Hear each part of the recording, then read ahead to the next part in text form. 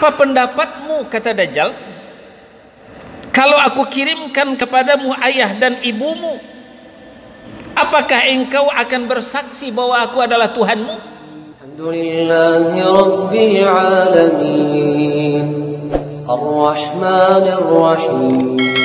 Ikhwana fiddin, azakumullah.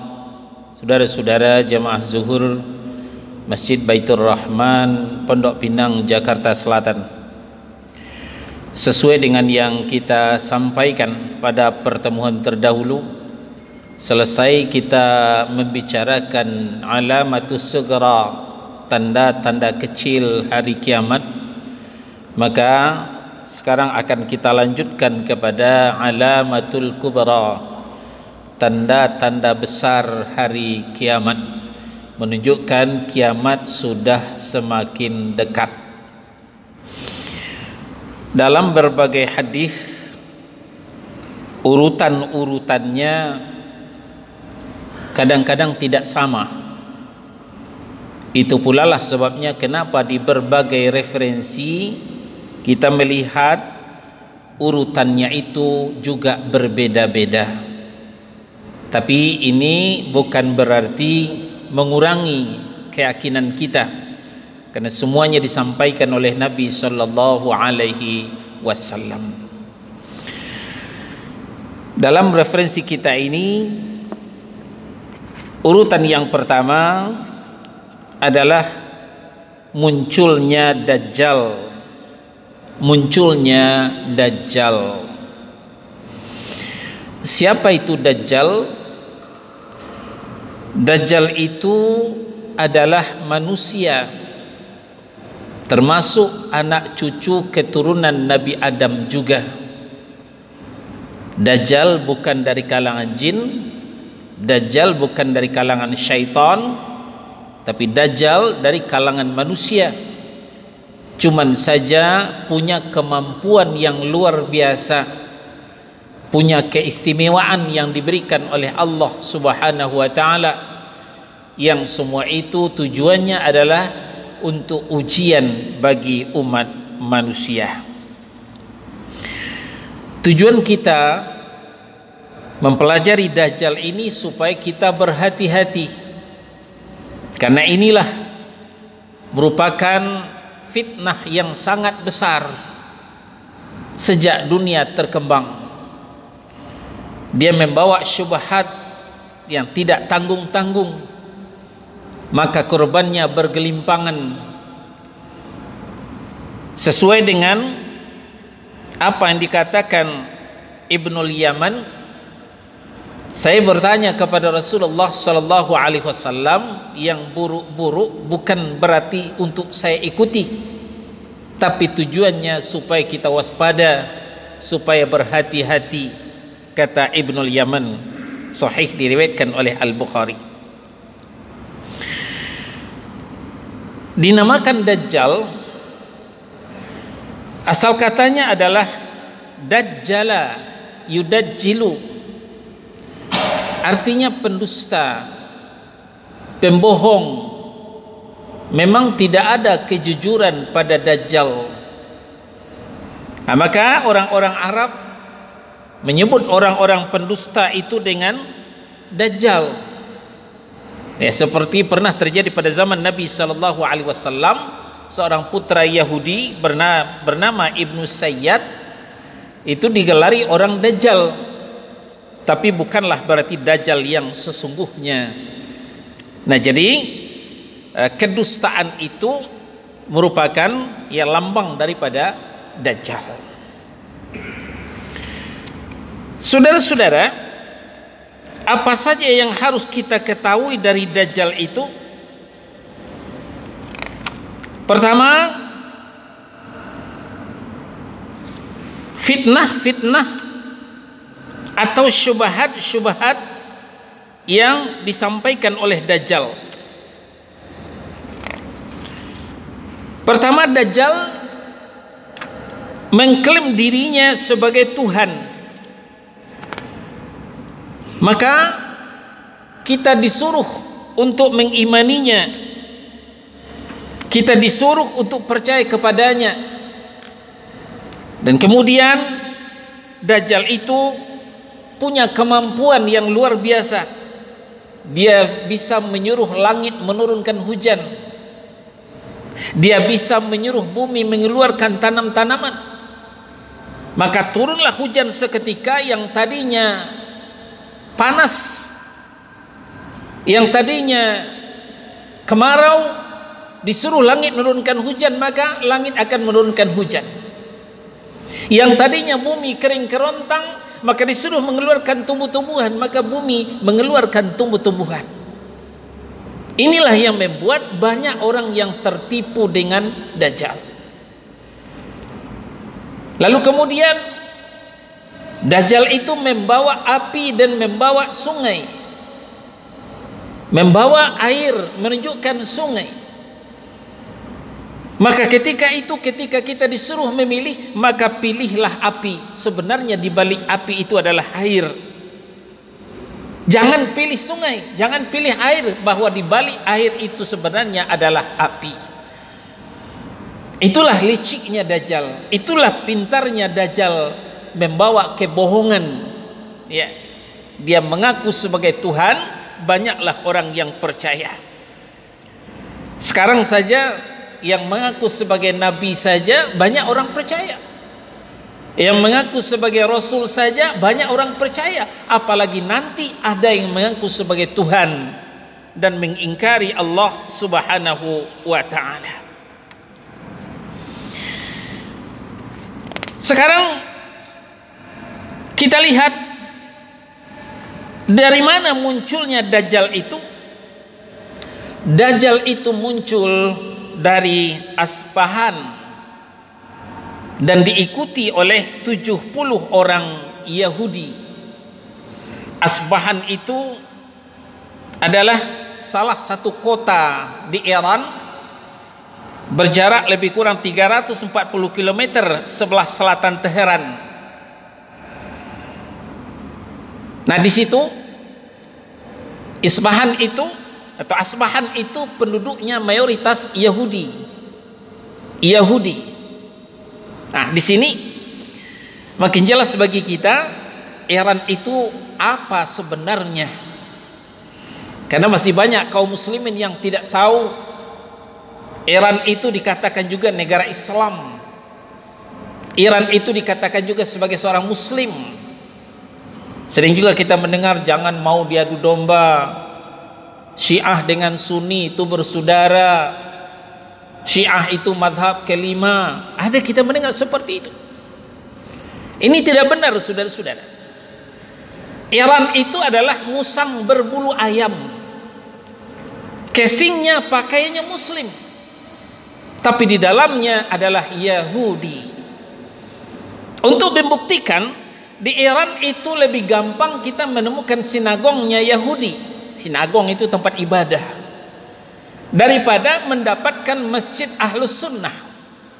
Masjid Ahlus Sunnah itu dibakar, ulamanya dibunuh, jamaahnya diusir.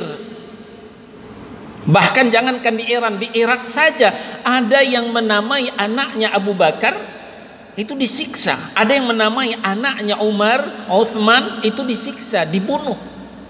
Karena mereka sangat benci kepada 3 sahabat yang mulia tersebut. Dalam hadis yang diriwayatkan dari Anas bin Malik radhiyallahu an, Nabi sallallahu alaihi wasallam bersabda, kata Nabi, hadis ini diriwayatkan oleh Imam Muslim, yatba'ud dajjal min Yahudi Asbahana sab'una alfan alaihimut tayalisah.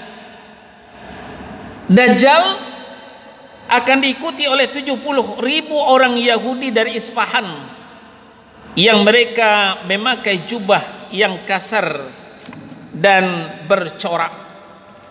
Demikian dikatakan oleh Nabi sallallahu alaihi wasallam. Karena Dajjal ini sesat dan menyesatkan, maka bukan hanya Nabi dan Rasul mengingatkan kepada umatnya, Tidak terkecuali Nabi kita Muhammad sallallahu alaihi wasallam juga mengatakan dalam sebuah hadis, apa kata Nabi?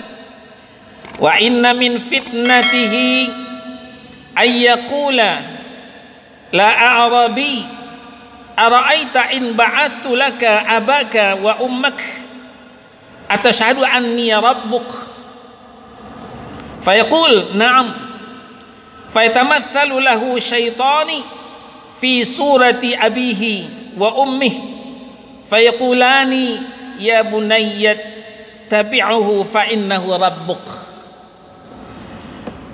Di antara fitnah Dajjal itu, kata Nabi sallallahu alaihi wasallam, adalah dia akan berkata kepada seorang dari Arab Badui. Arab Badui ini adalah Arab pegunungan, wong deso istilah kita, orang terisolir. Lalu apa pendapatmu, kata Dajjal, kalau aku kirimkan kepadamu ayah dan ibumu, apakah engkau akan bersaksi bahwa aku adalah Tuhanmu?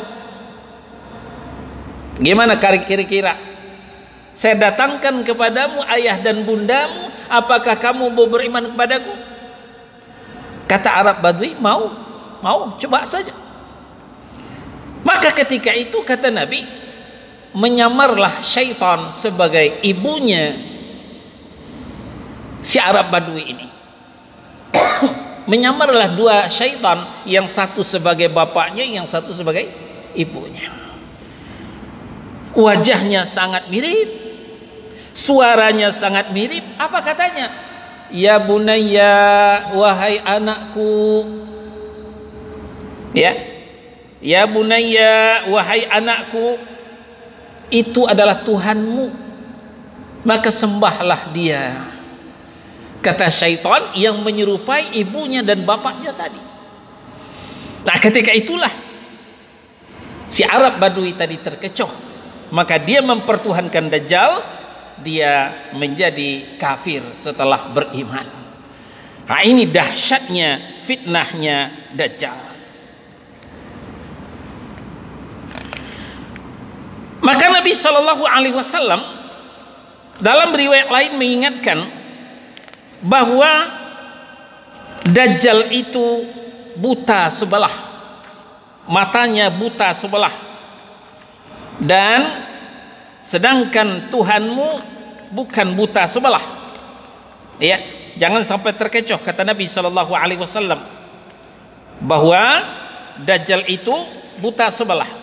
Innad dajjala a'war wa anna rabbakum laisa bi'a'war. Sesungguhnya Dajjal itu buta salah satu matanya, dan Rabbmu bukanlah yang buta sebelah. Hadis sahih diriwayatkan oleh Imam Al-Bukhari dan Muslim. Selanjutnya perlu kita ketahui ciri yang lain, tanda yang lain daripada Dajjal. Di samping matanya buta sebelah, maka di jidaknya tertulis 3 huruf, kaf, fa, dan ra. Kafir. Dan ini bisa dibaca oleh orang mukmin kendati pun sebelumnya dia tidak bisa ngaji. Kendati pun sebelumnya dia tidak bisa ngaji, tidak bisa baca Quran.